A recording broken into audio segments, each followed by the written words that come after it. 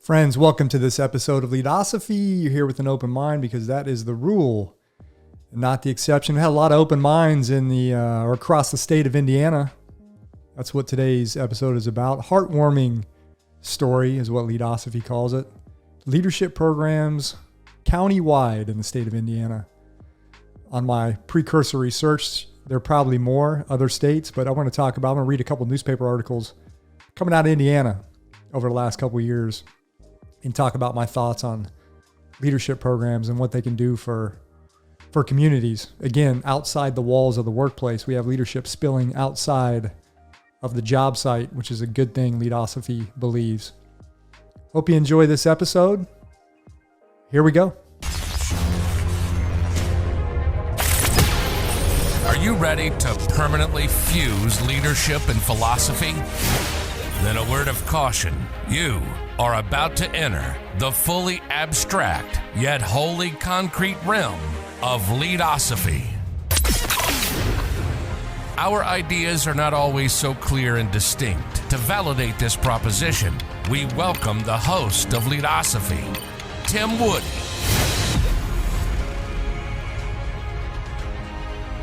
All right, friends, welcome back to Leadosophy. Leadership in Indiana. That's what we're going to talk about today. Leadership might inherently be a problem-solving concept at its foundation, I think. Leadership and problem-solving. Trying to get, as a collective unit, how do we get from X to Y? Where are we? What's our current reality? What's our current problem? And what are we aspiring to? Where do we want to go? And when I say collective or collectively, this implies togetherness. Maybe that togetherness is superficial and short-lived, or maybe it's kind of like wound tightly and it lasts a long time. I say this often. It's the relationship between two people. Again, absent a human-to-human relationship, there is no leadership, or leadership ceases to exist. We are social animals, are we not? We are stronger together was a motto that we came up with when I was in Chiefs Academy or Coast Guard Chiefs Camp back in 2006. And we are stronger together. It may be a tired motto or kind of a tired cliche, but you can't devalue the importance of synergistic teams that work together, whether that's solving thorny problems or achieving collective goals. It's a real thing. Stronger together is a real thing. And again, every class that goes through Coast Guard Chiefs Camp is required to come up with some sort of team leadership motto, and that was ours. We are stronger together. It must have stuck with me because I still remember it after all these years. There are so many things that we can't accomplish on a solo mission. That's just a fact. We need others. We have to work together with others. And anytime you're working together with others to achieve something, leadership will emerge somewhere, somehow. It will emerge. And I'll talk a little bit about that after I read a couple of these newspaper articles. That's right, we're going into the Wayback Vault newspaper articles. I subscribe, got a little side note here. I subscribe to a website called newspapers.com. It's pretty awesome. It's got newspaper articles that go back almost 300 years, all the way into the 18th century. A lot of those are over in Europe, a lot of England, things like that. There's a lot of newspaper articles from over in that way. But in the United States, there's a lot of newspaper articles from communities is when they started forming in, the late 1800s or late 1700s, early 1800s when they started they weren't uploading newspaper articles in 1800. That obviously did not happen. But newspaper articles were, becoming more widespread and, talking about community issues, whatever. So there's a lot of these newspaper articles from way back that are uploaded now onto this website called newspapers.com. So check it out. Highly encourage it. They are in no way, shape, or form sponsoring this show. It's just a happy little thing I stumbled on a couple years ago. And you can learn a lot of really interesting information from newspaper articles, especially the ones that are 100 or 200 years old. A lot of fun. Anyways, I have digressed. Multiple counties in Indiana have community leadership programs. And again, there's probably other states too that do this as well. But when I was doing some research on leadership in the newspaper world, there's a bunch of newspaper articles that started popping up from Indiana. So I just kind of went with it. So there's a lot of civic leaders in counties across Indiana that realize leadership was needed within their respective communities. And I was, again, pleasantly surprised to see so many leadership programs across the state of Indiana. And some of these leadership, I think what I realized or what I've discovered is some of these leadership programs started back probably in the 80s, late 80s, early 90s is when they kind of really took hold. And some of these leadership programs have been going on now for almost 4 decades strong. So the first newspaper, it comes from Columbus, Indiana. It's out of the Republic. It's a story written by Kirk Johansson, and it's from 2019, June 1st. Title is Building on City's Leadership Legacy. New coordinated system will help Columbus leaders learn what's next. Organizations within the community that want to develop leaders have a new, more coordinated option for doing so. Leadership Bartholomew County. Shout out Bartholomew County. Shout out. And Civic Lab have announced the creation of the Columbus Leadership Development System. It's intended as a comprehensive approach for developing individual, organizational, and collective leadership skills. Previously, different leadership development programs existed separately and were loosely connected with the community, said Jack Hess, Executive Director of Civic Lab. The article continues. Leadership Bartholomew County, which offers an 8-month course to develop local leaders and youth leadership, Bartholomew County have provided training for adults and students, but they have operated independently with their own boards. Now the two programs and other leadership training programs will work within a system that's based on the values, practices, and collaborative principles known as the Columbus Way. And I break here for a second. The Columbus Way, you inject some sort of motto that something can hold on to, a short little 3-word vision for people to strive for. You know, it's giving people a destination to go. I like that. The idea is to provide a leadership training pathway for participants. Those that go through LBC, sometimes there wasn't the natural what's next. This gives participants, no matter where they enter the system, an opportunity to continue. The system will offer training in 3 traits of leadership, Hess said, which are individual, organizational, and collective. Individual training will focus on building the capacity of residents to contribute to their community, be effective in their jobs, and serve in leadership roles. Leadership Bartholomew County and Youth LBC are programs that will teach those skills, as will Discover Columbus, a 1-day course that teaches individuals the story of Columbus and the value that make it unique. Now that's a very important point because you're going to see that in the next article. When you talk about the Discover Columbus, what they're doing is they're connecting people to the place they live. They're showing them the history of it, the things that make it operate smoothly, the different communities within the community at large, the ethnicity, the background, the diversity. They're connecting people through the knowledge of their county, which is really cool. And again, it gives people some sort of ownership. You know, well, I'll end this with some final points on what I got from these 2 articles, but that's one of my analysis points is they're connecting people to the place they live, which I think will strengthen or increase the chances that the people will work together to solve problems.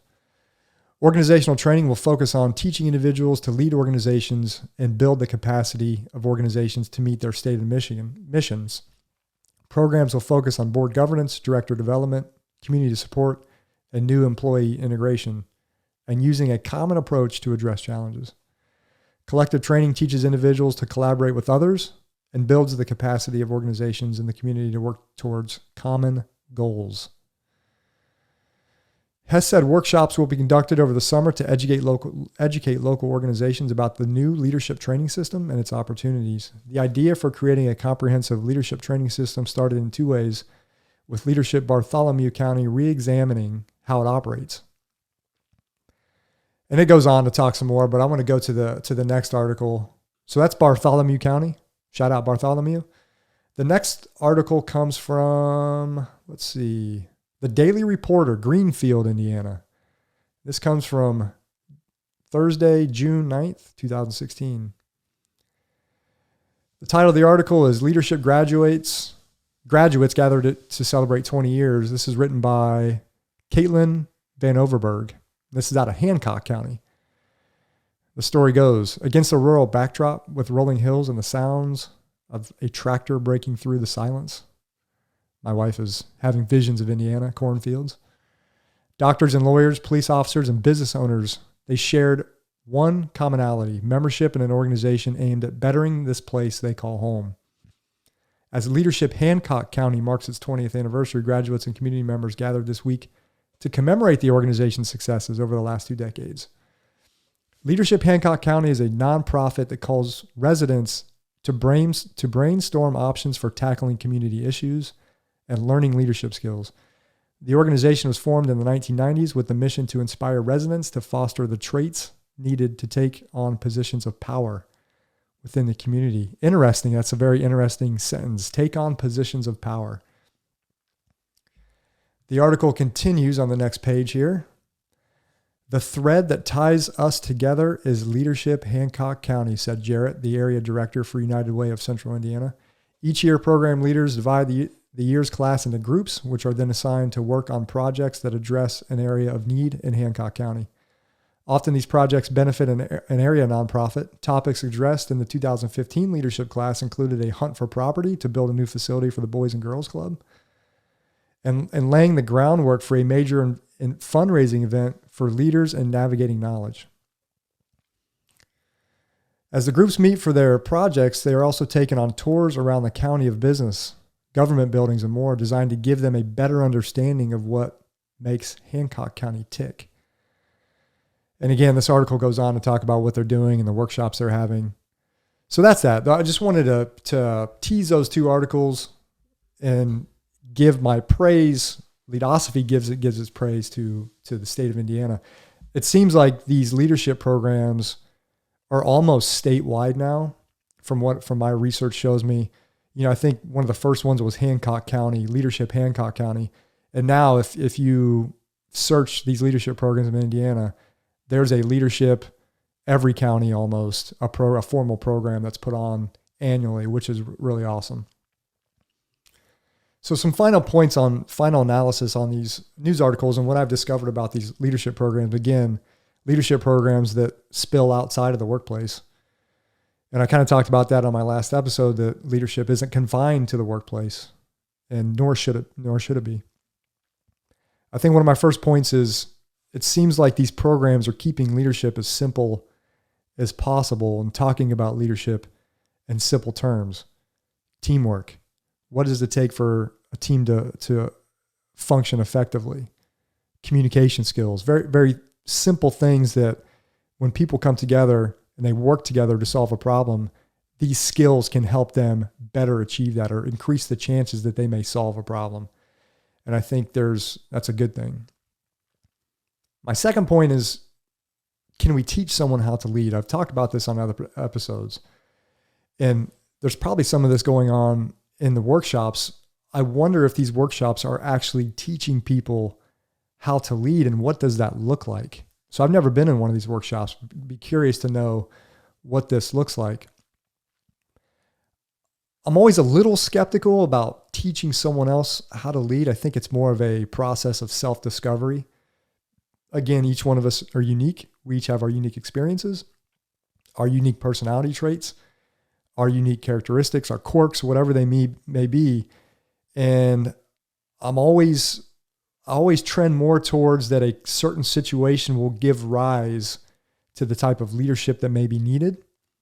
So a very specific context or situation will create the conditions that the leader has to adapt to, rather than the leader forcing the conditions to adapt to the leadership style. So that's why I largely believe that leadership is kind of a self-discovery process, because every new situation is unique. And I don't think there's one cookie cutter way of showing or teaching people how to lead. But anyways, it talked about the workshop. They do offer effective skills like communication and things like that, which again, best practices, when you tell stories, we're often, the human condition is weaved together by stories. And when we tell others about our leadership stories, successes and failures, maybe it helps build their knowledge level or builds their concept of what leadership may look like. And again, I don't see any downside to that. Another point that I took away was establishing webs of relationships. this is important not only in the workplace, but obviously in the community where people are living their lives.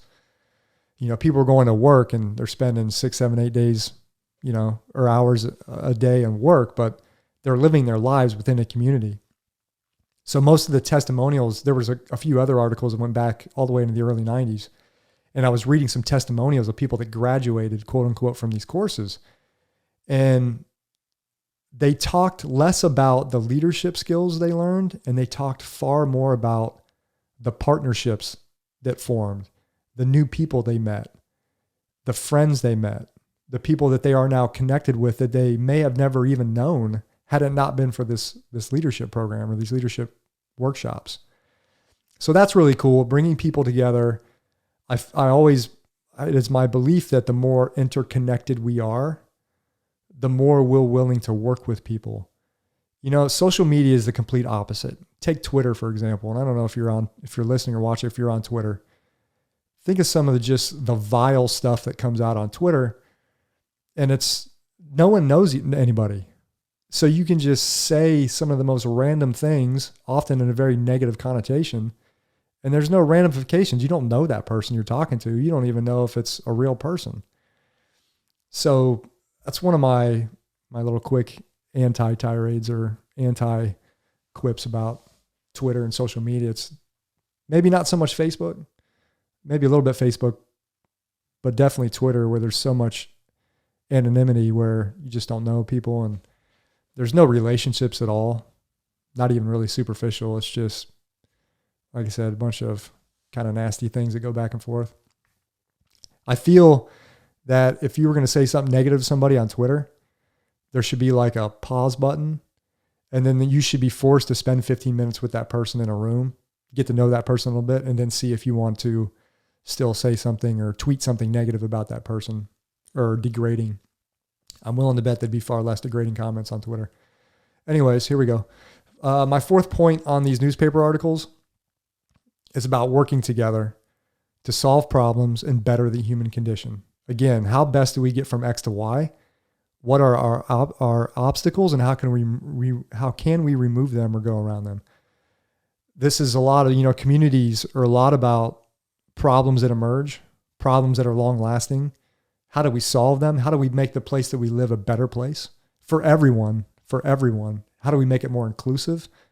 And I think leadership plays a role in all of this, which is really cool.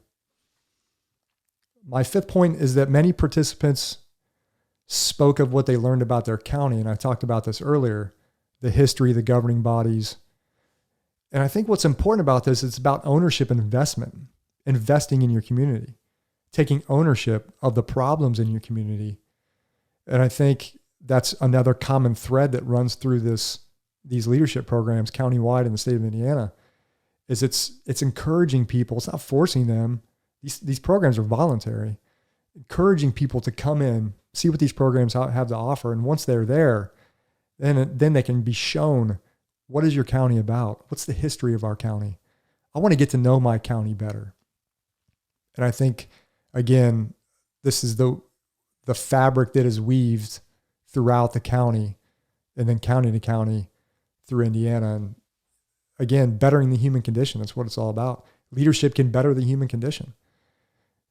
When people lead and step up and they see a problem that's affecting maybe it's a small group of people or even a large swath of a community, how do we fix that? How do we work together to collectively solve this problem? Good stuff. All right, point number 6. These programs more than likely increase the probabilities that organic leadership will emerge in the future. That's my belief. Again, if there were no program whatsoever, would you have less of a chance or a greater of a chance of solving or addressing or even noticing a community problem that's been ongoing or even short-lived if these programs weren't in existence?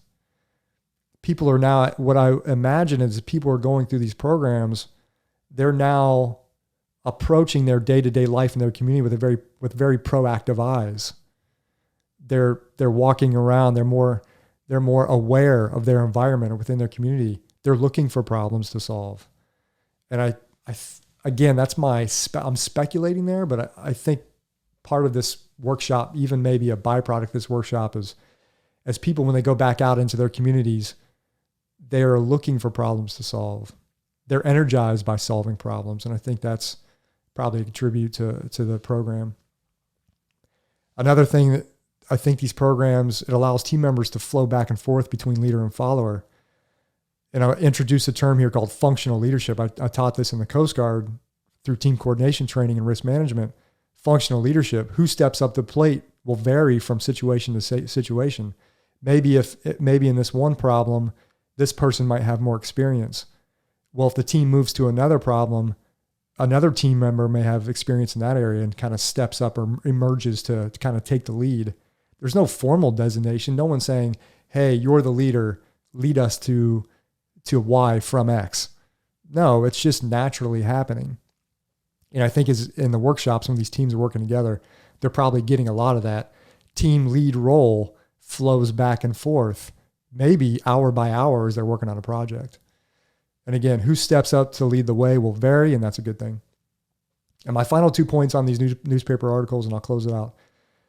The first point is these workshops are focusing on the micro rather than the macro. This is the bottom-up approach rather than a top-down approach. It is my belief, it is Tim's belief, that some of our greatest problems will never be solved by high levels of government. At the highest levels, they will always be solved bottom up by the people in the trenches who are directly affected by a certain issue, by a certain problem. They must rally together and figure out how to solve that themselves. And it can be done. The humans have done some amazing things. And some of our problems, again, I think they can be solved with a bottom-up approach more than a top-down approach. And that's what these counties are doing in Indiana. They're tackling issues from a county level, not necessarily a state level or a federal level. My final point, as I close out, Leadosophy sees zero or near zero downside to having these programs. I mean, you have people that are maybe spending some time away from their job to go here, so they're taking some time out. There's maybe some costs involved to putting on these programs. But again, near zero downside. If these programs help a team to form and solve a major problem in one county, it's a win. That's a win. So again, near zero downside for these programs. And again, Leadosophy is happy that this is going on in Indiana. And I'm willing to bet this is going on in a lot of counties and different states in the United States. So those are my thoughts today. Thanks to newspapers.com for letting me use their site here to show some newspaper articles. Remember, Leadosophy is about using the tools of philosophical thought to deepen our understanding of leadership and of life. This is definitely one of those philosophy of life type episodes, which makes me happy. All right, everyone. Thanks for watching or listening. We'll catch you next time. Thanks for watching and listening to another episode of Leadosophy. If you liked what you heard today, hit that subscribe button and check out Leadosophy.com and learn more about Tim's ideas on philosophy and leadership. We'll see you next time.